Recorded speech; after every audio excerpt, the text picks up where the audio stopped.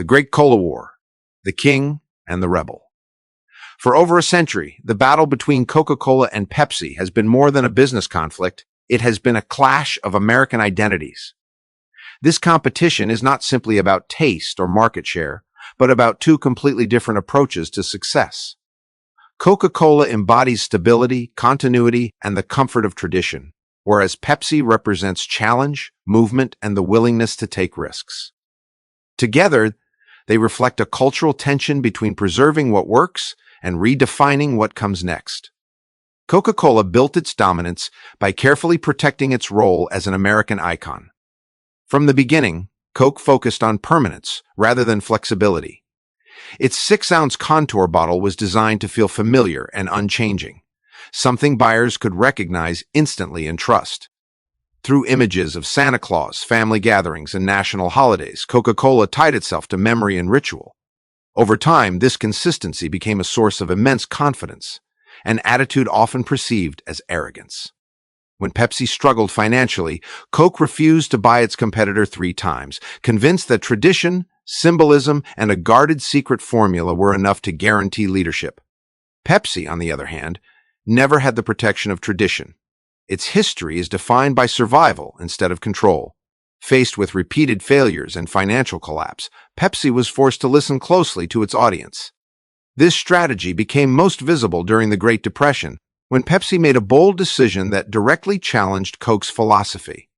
While Coca-Cola maintained its small, elegant bottle, Pepsi offered twice as much soda for the same 5-cent price. This move was not symbolic, it was practical and immediate. For families dealing with economic hardship, Pepsi represented value and fairness. From that moment forward, Pepsi's positioning was shaped by contrast. Where Coke sold reassurance and nostalgia, Pepsi sold change and opportunity. The difference between the two brands became impossible to ignore during the era known as the Cola Wars. Coca-Cola leaned on its long-established image, meanwhile. Pepsi directed its energy to the future. The Pepsi Generation campaign shifted attention away from the drink itself and toward the identity of the consumer, presenting Pepsi as the choice of youth and progress. By partnering with cultural icons like Michael Jackson, Pepsi turned soda into a statement about belonging and modernity. This pressure unsettled Coca-Cola and pushed it into a moment later described as a midlife crisis, resulting in the launch of New Coke. The public backlash against the new formula revealed a truth. Innovation can excite, but tradition, once disrupted, is hard to rebuild.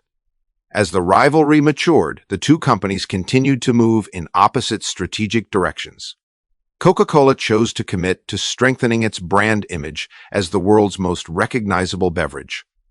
Pepsi chose expansion.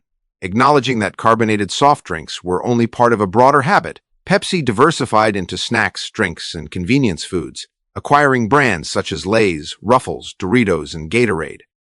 Coke refined its crown, Pepsi expanded its territory. In the end, the Cola War illustrates two paths: the king who protects the past through symbols and consistency, and the rebel who survives by adapting and taking risks. One builds power by guarding what already exists. The other builds power by reshaping what comes next. Together, they do more than sell soda.